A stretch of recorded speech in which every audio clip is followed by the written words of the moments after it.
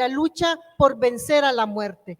Creo que, como bien lo dijo nuestra hermana Aura Cumes, desde el proceso colonial ha habido una larga trayectoria de subordinación y de intentos de hacer desaparecer a los pueblos indígenas, pero también de aprovechar algo que es muy valioso para el enriquecimiento de los poderes coloniales, que fue el aprovechamiento de su fuerza de trabajo, de su territorio y de la riqueza de su territorio y de todos los elementos que puedan ser apropiados, el conocimiento,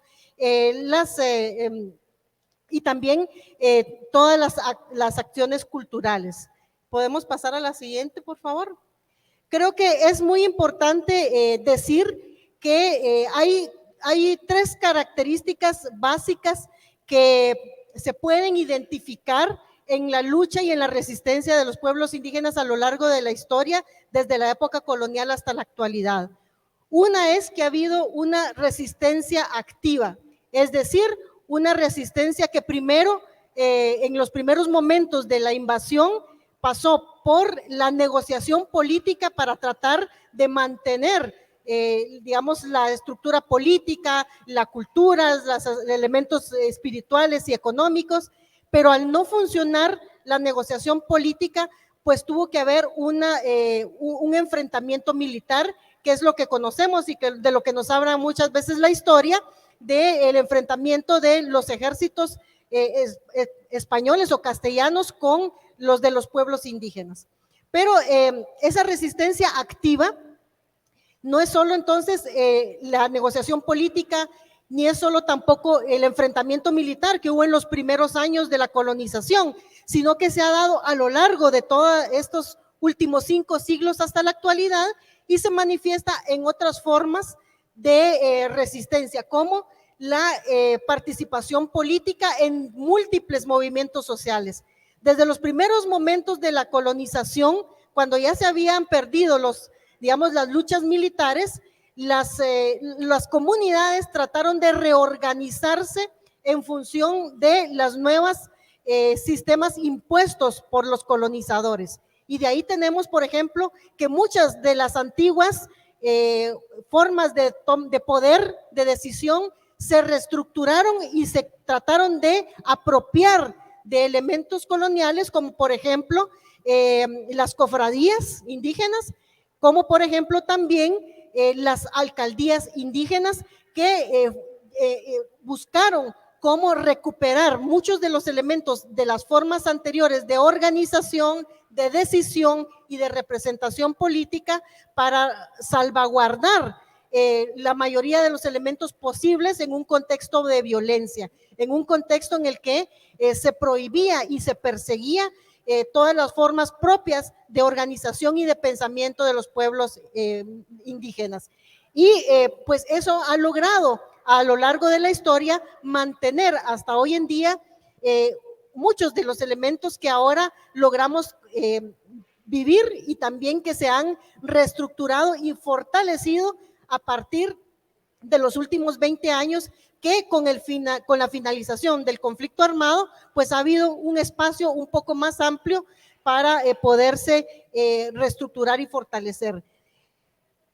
Pero también ha habido en esta resistencia activa, las comunidades han tratado de copar todos los escenarios posibles. Es decir, es muy importante recalcar que a pesar de la violencia colonial y la violencia que se dio después de la colonia, cuando se creó el Estado guatemalteco, los pueblos indígenas han buscado cualquier escenario para aprovecharlo, para darle continuidad a sus propias formas de pensamiento, sus propias formas de organización social, sus propias formas de cultura, sus propias formas económicas. Entonces, también ha habido una participación activa en la creación de instituciones específicas y de legislación. Es decir, desde la época colonial ya los pueblos y las comunidades se organizaron a través de sus representantes, que en aquel momento se llamaba Común de Indios o se llamaba Alcaldía Indígena, y empezaron los primeros reclamos legales sobre la recuperación de sus territorios. Es muy importante recalcar que el elemento que más ha sido el que cohesiona a las comunidades y que ha sido una lucha estratégica a lo largo de todos los siglos, siempre ha sido ese concepto de la pertenencia a la madre tierra, es decir, la tierra no como un elemento económico, como bien lo han señalado antes ustedes, sino como un elemento que abarca la totalidad de la vida de los pueblos, es decir, la tierra como un elemento sagrado, como un elemento también de continuidad de la vida, no solo de la vida material, es decir, del alimento que nos hace vivir, sino de la vida espiritual, de la vida política y de la vida social y cultural. Es decir, a lo largo de la historia de estos últimos 500 años, la lucha por la recuperación de la tierra en esa totalidad de concepto que es la madre tierra, pues ha sido la constante y ha sido el elemento que ha cohesionado, que ha unido a las comunidades para hacer sus procesos de resistencia, tanto resistencia activa como resistencia pasiva, como desobediencia. Es decir, la resistencia de los pueblos indígenas se caracteriza por esos tres elementos, digamos en términos muy sencillos. Resistencia activa, que es actuar frente a el despojo, frente a la violencia, frente a la imposición, a través de legislación, a través de reclamos legales, a través de participación política, a través de organización, a través de enfrentamiento militar. La resistencia pasiva es aquellas acciones que ante la violencia desmedida las comunidades prefieren para salvar y resguardar la vida, mantener ciertas acciones de resistencia en la clandestinidad. Esto se dio mucho, por ejemplo, en los años más álgidos del conflicto armado y también en los años más álgidos de la persecución religiosa de la época colonial. Es decir, se hacían las cosas ocultas. Si ustedes, bueno, muchos de ustedes son muy jóvenes, pero hace 30 años, la espiritualidad, por ejemplo, que ahora se hace en público, que ahora se reivindica, digamos, como un elemento esencial de la continuidad de los pueblos, hace 100, hace 200 años se hacía en secreto porque era perseguida. Esa es una forma de resistencia pasiva. Por ejemplo, muchos de los conocimientos que también se conservan y se transmiten durante muchos años fueron también transmitidos de manera clandestina o de manera sesgada. Y, por ejemplo, en el caso de elementos como las cofradías indígenas, muchos de los elementos de la antigua espiritualidad se incorporaron para que estuvieran a la vista de todos, pero muchos de los significados ustedes pueden apreciar actualmente que se incorporan dentro de esas celebraciones que parecen cristianas, pero que tienen muchos elementos de la propia cosmovisión. Y también tenemos otra manera de desobediencia, otra manera de resistencia, que es la desobediencia, es decir, frente a la imposición del Estado, simplemente las comunidades hacen caso omiso de esas ordenanzas. Y uno de los elementos más importantes de esa desobediencia es precisamente la persistencia del derecho indígena, es decir, de un sistema jurídico propio que existe en las comunidades y que tiene sus propias formas de decisión, de hacer justicia y de organización. Esa es, digamos, una expresión más de las formas múltiples de resistencia que los pueblos indígenas han desarrollado a lo largo de la historia.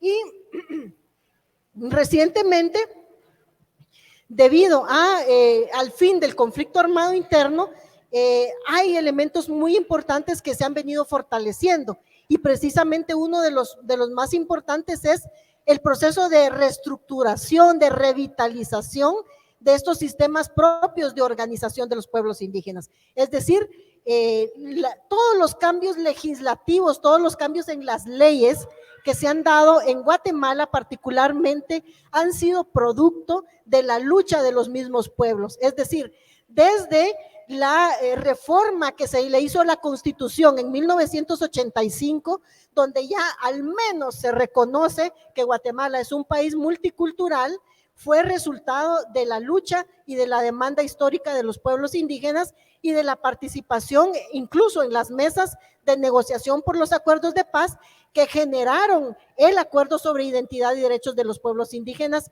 posteriormente, cuando ya se firmó la paz.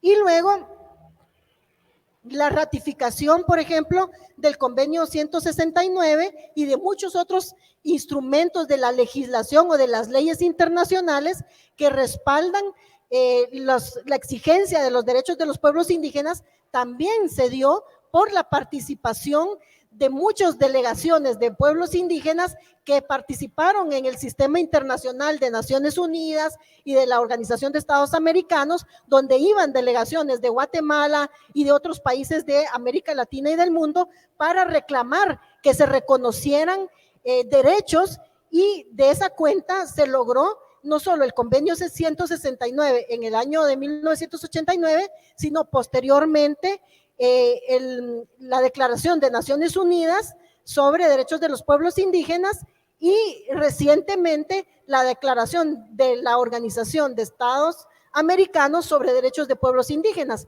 en donde estos instrumentos internacionales ya reconocen los derechos de los pueblos indígenas al territorio, a la cultura, a ejercer sus propias formas de organización y muchos otros derechos de los cuales han luchado los pueblos indígenas a lo largo de la historia.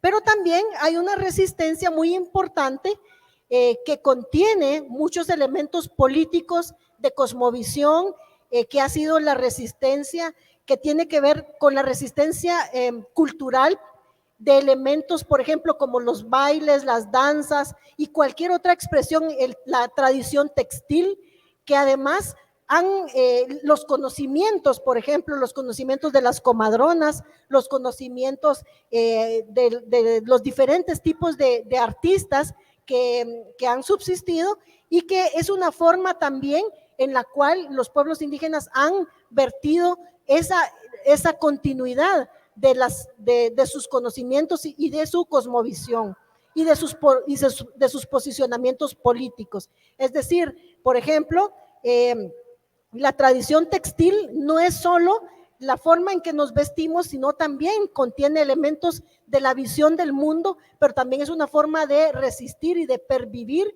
y de demostrar que hay una continuidad y que estamos vivos, ¿no? Y también hay una resistencia reciente que tiene que ver con la incorporación de hombres y mujeres indígenas a los espacios de conocimiento. De esa cuenta tenemos una serie de académicos y académicas indígenas que han tratado de reivindicar dentro del escenario del conocimiento y del debate de las ideas en la academia, digamos, la idea de los aportes de los pueblos indígenas al conocimiento universal y los aportes de los pueblos indígenas en el sentido de quitar esa idea que se tenía y que se ha venido estimulando, especialmente por los estados, de que los pueblos indígenas son salvajes, que no tienen conocimiento, que no tienen civilización y que no tienen cultura. Entonces, de manera que, como el tiempo es muy corto, tal vez podemos pasar las otras, lo que les traigo es una serie de imágenes. Bueno, esta es una imagen sobre cómo en la época colonial se dividía a las personas según su origen cultural y político, sobre todo su origen cultural, y las personas que se acercaban más a lo blanco en cultura y en apariencia física tenían más derechos, y las personas que se acercaban más a lo negro o a lo indígena tenían menos derechos. Pasemos, había toda una serie de categorías dependiendo del color de pelo, del color de la piel, del idioma que se hablara, de la región, que dividían a la gente y les establecían estas diferencias de derechos. ¿Podemos pasar a la siguiente, por favor? Luego, pues aquí están algunos de los elementos que relatan y que contienen algunos de los hechos históricos importantes de la resistencia de los pueblos indígenas a lo largo de la historia, ¿verdad? Son libros como Rebeliones Indígenas de la Nueva España, Motines de Indios, y también hay documentos que muestran y evidencian la continuidad de los pueblos indígenas, especialmente hay mucha información sobre los pueblos mayas, de la continuidad entre los pueblos prehispánicos, o sea, antes de la colonización, y los que vivimos en la actualidad. Es decir, durante muchos años el Estado se encargó de tratar de romper esa continuidad, es decir, que los mayas de antes o los pueblos indígenas de antes habían desaparecido y que los de ahora, a saber de dónde venían, eran indios, pero que no, digamos, que no había una continuidad. Y eso en términos políticos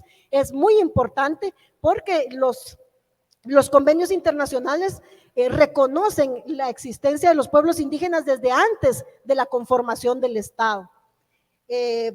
Pasemos a las siguientes. Bueno, esas son algunas fotos de autoridades indígenas en el siglo XIX, que como ustedes pueden ver en la actualidad, no solo hay una permanencia de estas autoridades, sino que las mismas comunidades han estado recomponiendo, reestructurando y reorganizando aquellas autoridades que habían desaparecido, ya sea por efectos del conflicto armado o por efectos de que el Estado las canceló cuando se construyeron las municipalidades.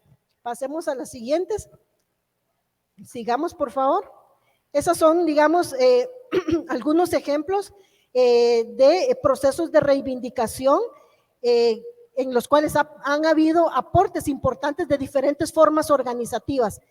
Bueno, tenemos al Comité de Unidad Campesina, que es una de las líneas de resistencia también de los pueblos indígenas, es decir, ha habido una resistencia desde desde esa multiplicidad de actores que son los pueblos indígenas. Es decir, los pueblos indígenas no son solo campesinos, son comerciantes, son intelectuales, hay pueblos indígenas obreros, es decir, hay una diversidad no solo cultural y lingüística, sino una diversidad socioeconómica que permite, digamos, una resistencia en múltiples ámbitos. Pasemos a las siguientes. Aquí hay algunas imágenes, por ejemplo, del mural de Comalapa, en donde las comunidades cachiqueles de Comalapa establecieron la memoria de lo que vivieron durante el conflicto armado interno. Es decir, hay un elemento importante de reivindicación del sufrimiento que se vivió en el conflicto y de restablecer la memoria, que también es importante decir, hay toda una línea de resistencia en función de los juicios legales que se han establecido por la violencia generada durante el conflicto armado, como el caso de Sepursarco y como muchos otros casos, ¿verdad? Podemos pasar. Bueno, en la firma de los acuerdos de paz destaca el acuerdo sobre identidad y derechos de los pueblos indígenas. Hay mucho que hablar sobre este acuerdo, sin embargo, es una base fundamental para no solo el reconocimiento de los derechos actuales de los cuales podemos exigir, sino para muchos elementos para construir también lo que decían los hermanos, la plurinacionalidad. Pasemos al siguiente, por favor. Voy a avanzar rápido porque yo creo que ya se me terminó el tiempo. Esas son solo, digamos, diferentes imágenes de diferentes escenarios en donde se ha dado la resistencia en sus múltiples formas, tanto la resistencia activa, la resistencia pasiva y la desobediencia, que es como lo decíamos, ¿verdad? Entonces tenemos movilizaciones, podemos pasar, tenemos también la implementación de juicios para el reclamo de violaciones a los derechos humanos o para el reclamo de que se pueda hacer ejercicio de los mismos derechos. Podemos pasar. La generación de nuevo conocimiento a partir del estudio de la tradición antigua para reivindicarlo y para transmitirlo a las nuevas generaciones. Pasemos, por favor. La transmisión a las nuevas generaciones de estos conocimientos propios de las culturas. La conmemoración de fechas importantes. Pasemos al siguiente, por favor. Bien, podemos pasar las imágenes. Yo creo que voy a terminar acá, ¿verdad? Porque es importante, digamos, cerrar. Ya no tenemos mucho tiempo para continuar, pero lo que sí quería finalizar es que Como ustedes pueden ver, el ámbito de resistencia de los pueblos indígenas no está solo en una dimensión de la vida, está desde lo económico hasta lo político, lo cultural, lo espiritual y lo social. Muchas gracias.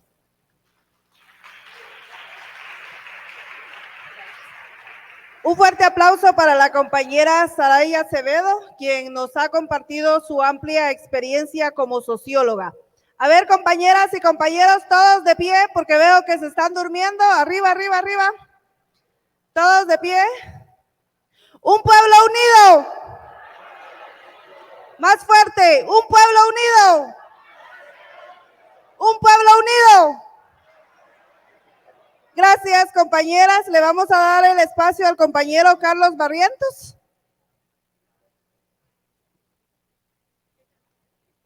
Buenos días, compañeros y compañeras. Bueno, originalmente acá iba a estar el compañero Daniel Pascual, el coordinador general del CUC, pero hace 3 días falleció su papá, un compañero de los históricos en el CUC, don Valeriano. Él está desde el inicio de los primeros años del CUC, y entonces él me pidió que les diera un saludo, bueno, y me pidió que viniera porque pues no era posible que él estuviera presente por, como les digo, hace 3 días acaba de fallecer don Valeriano, el papá de Daniel Pascual. Bueno, yo me voy a mover un poquito para allá para que vean más bien la pantalla. Me dijeron, tenés 10 minutos para hablar de 500 años, porque son los 500 años de resistencia de nuestros pueblos. Y para eso, pues tendríamos que decir cuándo fue que empezó la resistencia, sobre todo la resistencia de los pueblos mayas. Y esta empezó en marzo del 1517 en Yucatán, cuando en un intento de desembarco de las tropas españolas, los guerreros mayas impiden que desembarquen. Luego lo intentan hacer en 1518 y no lo pueden hacer, y en 1519 otra vez en Tabasco, donde logran desembarcar, es el tercer intento, pero con una serie de bajas en las tropas españolas.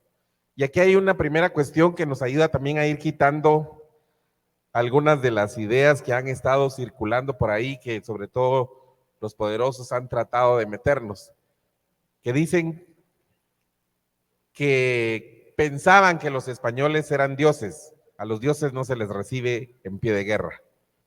Entonces, si se les recibió en pie de guerra es porque no pensaban que eran dioses y que eran invasores. Y así fue como se les recibió.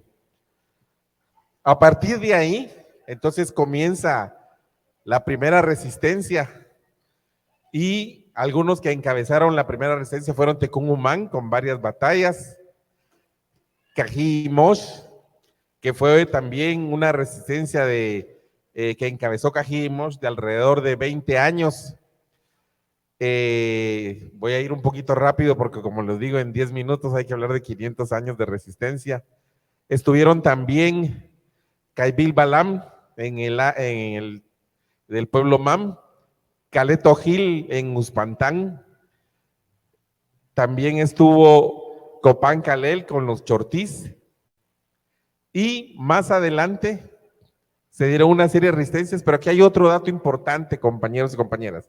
La última ciudad maya que cayó en poder de los españoles fue la capital de los Itzáes, Tayasal, el 13 de marzo de 1697. Es decir, estamos hablando, ahí está Tayasal, es lo que ahora está en el lago de Flores. Estamos hablando 180 años después que los españoles comenzaron a penetrar en tierras mayas. Se dice fácil, 180 años, pero quienes hemos vivido experiencias de resistencia sabemos lo difícil que es, y en esta historia que nos han querido ocultar, tenemos que recuperar fechas como estas y esos 180 años de la primera resistencia. Pero ya para estas alturas se habían dado otra serie de levantamientos. En 1701 se dan 31 levantamientos en la zona de Chiapas y Huehuetenango. En 1712 se va un levantamiento de los celtales. Ahí hace un poco referencia de cómo ese levantamiento incluyó varios pueblos. Voy a ir un poquito rápido. 64 años después de la caída de Tayasal y 49 años después de la rebelión de los celtales, en 1761 se da el levantamiento encabezado por Jacinto Canec, que se subleva en Yucatán. En 1820 se da el levantamiento de Acenatio Sul y Lucas Aguilar. Luego más adelante, 86 años después del levantamiento de Jacinto Canec, desde 1846, ocurre lo que se le llama en México la Guerra de las Castas en Yucatán, que empezó en 1846, en 1848 estuvieron a punto de tomar en control total de la península de Yucatán, y en manos criollas y ladinas estaban solo las ciudades de Mérida y Campeche, y el resto de la península de Yucatán está en manos mayas. Ahí en ese entonces tienen autoridades, controlan el territorio, tienen un ejército de armas de miles de combatientes, y los últimos brotes de la Guerra de las Castas llegan hasta 1901. Estamos hablando prácticamente 50 años de rebelión. Este es un mapa y esos puntitos que ven ustedes ahí, que es más o menos el territorio del pueblo maya, que incluye el sureste de México, Yucatán, Guatemala, Belice y la parte occidental de El Salvador y Honduras. Se dieron una serie de levantamientos y rebeliones. De 1524 a 1898 se dieron al menos 2006 levantamientos. Digo al menos porque son algunos de los que uno encuentra ahí escarbando, seguramente fueron muchos más. Pero aquí hay un dato importante, si ustedes ven los periodos de tiempo, en todo lo que es el territorio maya, en todo este tiempo no hubo una generación que no haya desarrollado un levantamiento. Entonces ha sido generación tras generación que se han dado esta serie de levantamientos. Posteriormente, 78 años después, los pueblos de Guatemala se incorporan masivamente a la Guerra Popular Revolucionaria. Y más recientemente, bueno, ahí dice 17 años, es un poquito más. En 1994 dio inicio el levantamiento zapatista en Chiapas. La resistencia de los pueblos originarios, en particular del pueblo maya, significó primero una resistencia militar. Es decir, enfrentamientos armados contra españoles, enfrentamientos armados contra los poderes coloniales, enfrentamientos armados contra ya los poderes en los países que vivimos en la actualidad, pero esa fue una de las modalidades. La otra es la resistencia cotidiana, las miles de formas que se desarrollaban para no producir para el invasor. Incluso se creó una figura, el juez de milpas, que era el que tenía que garantizar que hubiera producción, porque una de las formas de resistir de los pueblos era no producir para el invasor. Pero así como eso, hubieran miles de formas más. La resistencia religiosa, que también permitió que se dio una aparente aceptación de la nueva religión, pero en el seno de esto se fue conservando la espiritualidad propia de los pueblos originarios. Y también la resistencia legal, son cientos de miles de memoriales, oficios, peticiones, procesos que se llevaron, y gracias a eso algunos elementos ahora podemos rescatar de cómo nuestros antepasados, cómo nuestros abuelos y abuelas resistieron. Entonces, en la actualidad, las comunidades, los pueblos rechazan y resisten la imposición de la minería, la construcción de hidroeléctricas, carreteras, demás obras de infraestructura que pasan por encima de los derechos de las comunidades y pueblos. Esta es una foto en Colotenango, cuando se aprobó el TLC, de un lado el ejército, del otro lado las personas de Colotenango. Esto es en Sololá. Se recuerdan cuando intentaron, cuando pasaron un cilindro para la mina Marlin, pero que por varios días los hermanos de Sololá no permitieron que pasara, y a sangre y fuego tuvieron que abrir el paso de ese cilindro, y así seguramente podemos poner cientos de fotos de cómo en la actualidad se ha estado resistiendo. Entonces, ¿qué es la resistencia? En los casos particulares de los pueblos de América, porque la experiencia del pueblo maya no fue la única, se dio en todo el continente. La resistencia está muy vinculada a la historia, una historia de resistencia a la barbarie de la conquista, el rechazo a las medidas institucionales que pretenden acabar con los pueblos originarios. La resistencia es un momento que corresponde a una situación defensiva de la lucha y de la lucha de clases. ¿Y por qué es defensiva? Porque si no estaríamos hablando de un proceso revolucionario, estaríamos cambiando al país desde la raíz, pero es un momento defensivo, pero no por eso quiere decir que no tenga una potencialidad muy grande, porque hay desde la resistencia que se van construyendo alternativas de transformación social. Además, el hecho de caracterizar la resistencia de un pueblo corresponde a que hay diversas formas de organización, de lucha, pero también tiene limitaciones y potencialidades. ¿Cuáles son las limitaciones? Uno es la desarticulación, porque muchas veces hay movilización, hay organización alrededor de un problema concreto, pero resulta que ese problema concreto en un día en un lado se moviliza, en otro día en otro lado. Aquí tenemos varios carteles que podemos ver cómo hay la presencia de empresas extractivas, pero nos ha costado mucho poder articular todas esas diversas formas de resistencia. ¿Por qué? Porque por lo que las comunidades salen a movilizarse para protestar, etcétera, es por lo que está más cercano, lo que más les aprieta, que es el problema concreto. Pero se necesita pasar de ahí a la visión de un proyecto nacional, de un planteamiento nacional. Entonces, también hay una discontinuidad, es decir, no se da todo al mismo tiempo. Una vez es en un lugar, otra vez en otro lugar, otra vez en otro lugar. Imagínense si lográramos ponernos de acuerdo y levantarnos simultáneamente, pues la fuerza sería distinta. Pero también tiene potencialidades.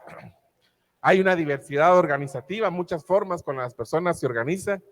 Hay construcción de experiencias económicas, políticas y culturales muy importantes. Incluso lo que vemos acá, hasta con esta mural de entrada, pues es parte de eso. Se constituye en algunos lugares un poder popular, hay un control territorial y hay criticidad, es decir, no se acepta todo y hay una nueva cotidianidad que se puede ir construyendo. Pero además de eso, la resistencia se da en la vida cotidiana y corresponde a un periodo donde puede haber articulación de ideas, generación de un discurso, una serie de prácticas, y es posible y necesario construirlo en diversos espacios sociales en la medida en que se van articulando estas formas particulares. Y por eso podemos decir que la resistencia sobre todo es dignidad, porque es no aceptar la imposición.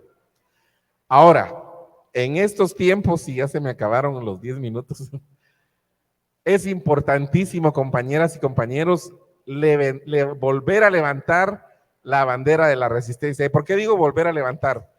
Porque a principios de este siglo, digamos, una forma que se utilizó fueron las consultas comunitarias y mucha gente participó en las consultas comunitarias. Después se dieron una serie de procesos jurídicos, legales, se lograron algunas cosas, otras no se lograron, pero ahorita que está cooptado todo el poder judicial,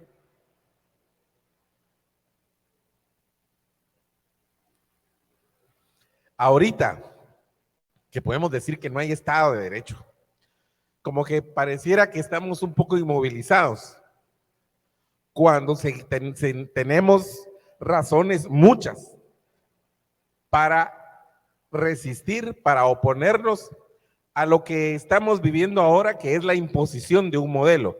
Todo esto de la cooptación del ordenamiento judicial, del Congreso, etcétera. En el fondo, lo que están defendiendo son los intereses de una minoría, son intereses particulares, y ustedes pueden revisar en estos mapas que están acá los nombres de las empresas, y en distintos lugares son las mismas empresas. O sea, lo que se está impulsando es la imposición de un modelo económico extractivista que va en contra de los pueblos. Y si a los pueblos en distintas partes del territorio les afecta, entonces hay muchas razones para levantar la bandera de la resistencia y para unificar los esfuerzos, porque es la única forma como podemos abrirle un camino distinto a la historia de nuestro país. Muchas gracias.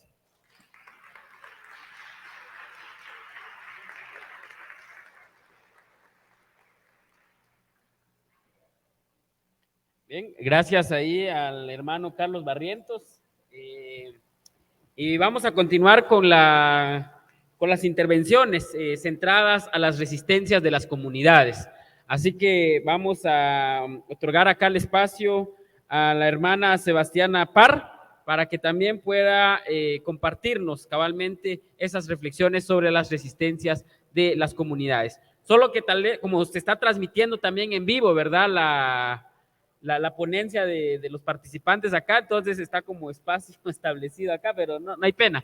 Entonces ahí le damos el espacio a la hermana Sebastiana Parr. Fuertes aplausos para ella.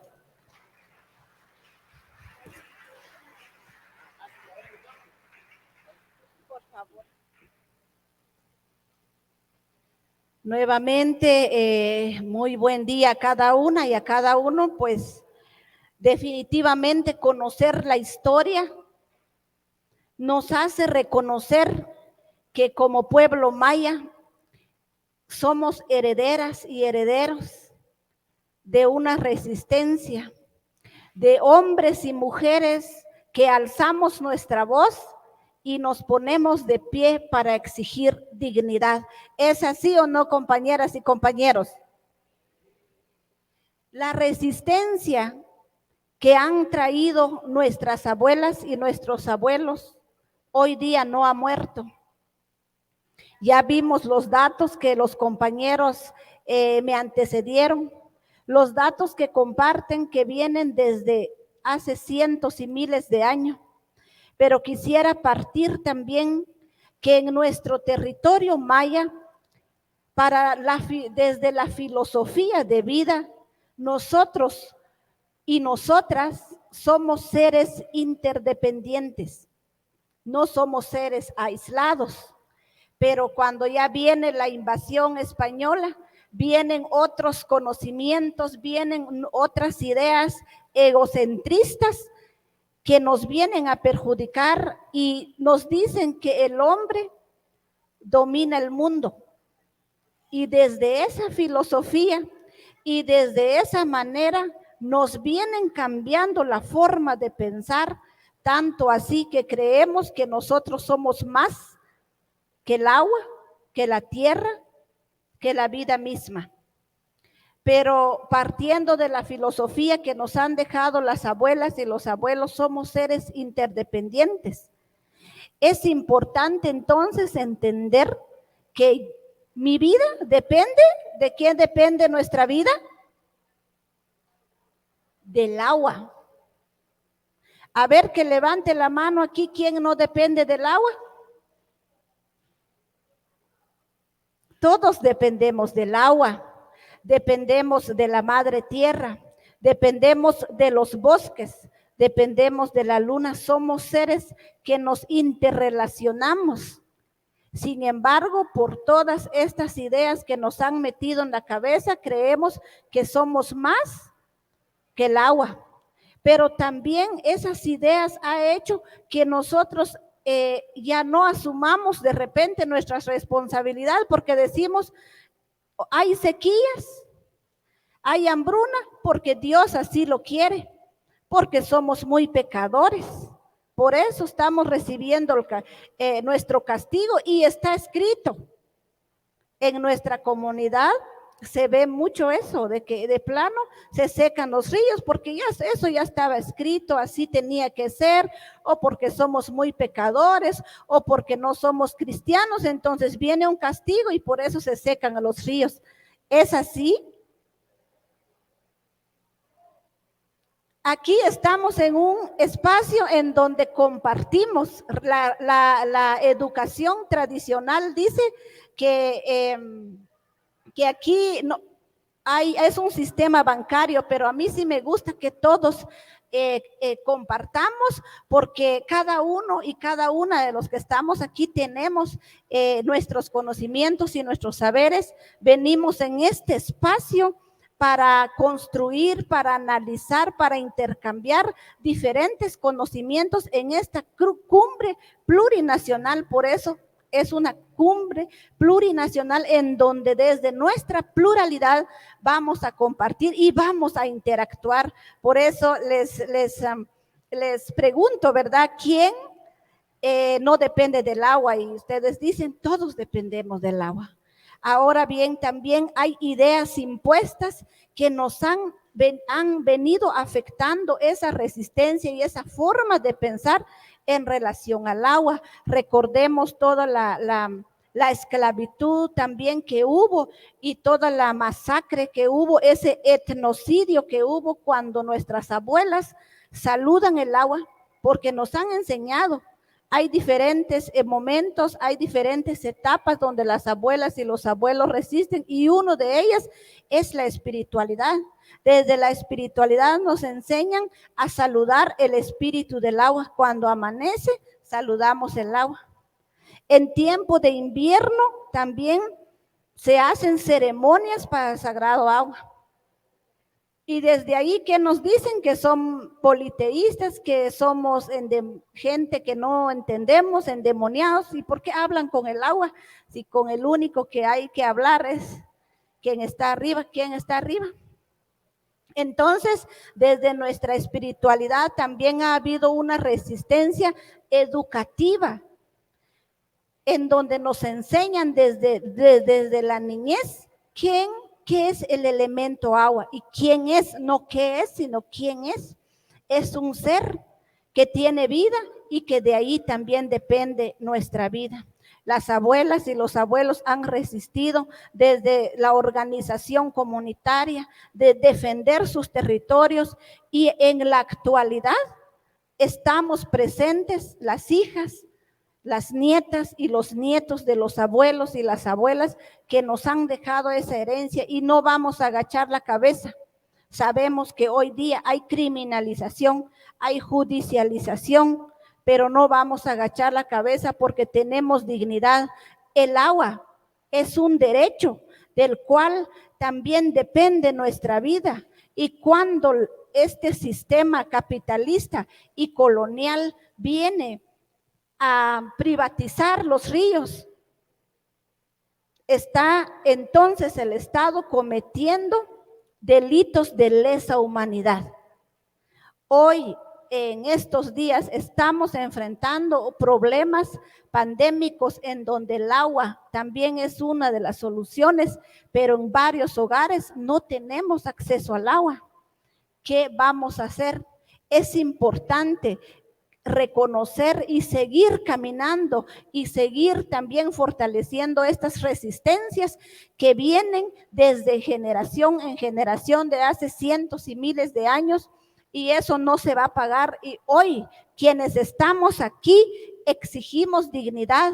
Estamos aquí, hemos salido desde el día de ayer desde nuestras comunidades, hemos dejado tareas pendientes para venir aquí a analizar, a construir, a exigir y a denunciar este estado criminal. Lo que decía la compañera Aura Cumes hoy, ¿será que podemos vivir sin el Estado?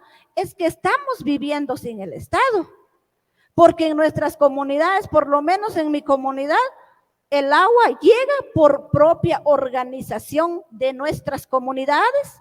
Nos organizamos los hombres y las mujeres y llega nuestra agua. Nunca el Estado ha estado ahí, para hacer cumplir con esa obligación que tiene de garantizar el derecho al agua, estamos viviendo sin el Estado.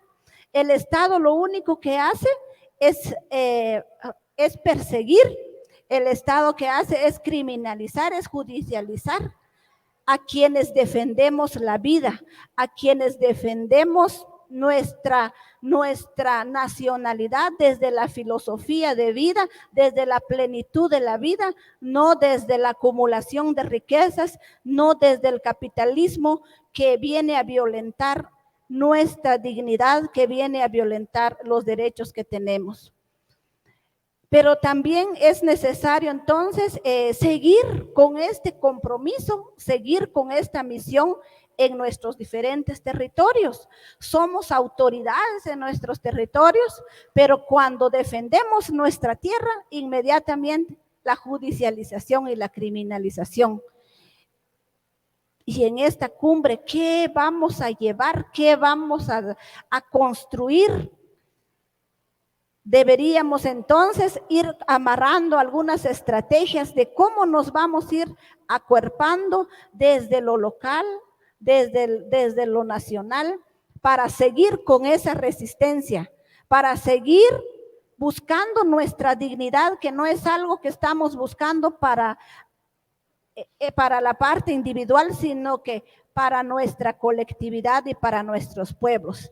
Si seguimos en esta criminalización, si vamos a seguir permitiendo y nosotros nos quedamos cruzados de brazos, esta resistencia va a hacer que las mujeres y hombres que estamos en el campo nos vamos a morir.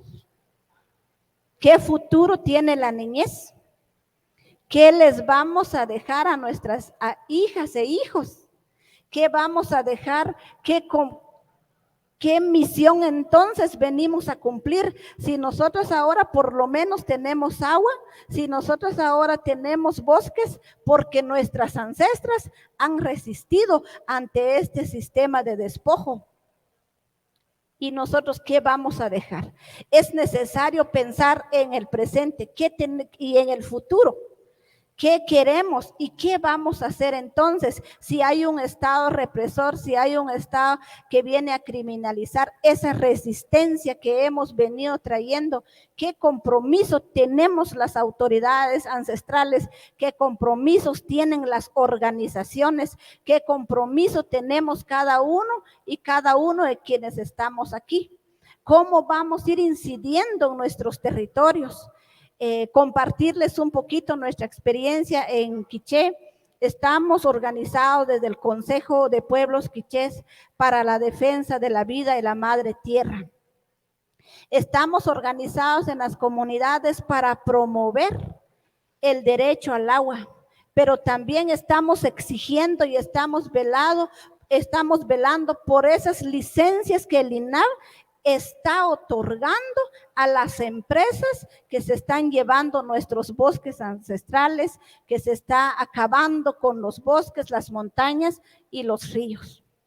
Pero también estamos exigiendo al Ministerio de Educación cómo incidir también en el Ministerio de Educación, cómo entender desde la niñez, cómo hacer procesos educativos, porque en la escuela nos enseñan seres animados e inanimados. El agua no tiene vida, el agua sí tiene vida. Entonces, ¿qué mensaje estamos dando a la niñez? ¿Qué compromiso tiene el Estado? Pero que se concretice en sus instituciones que operan en nuestros territorios.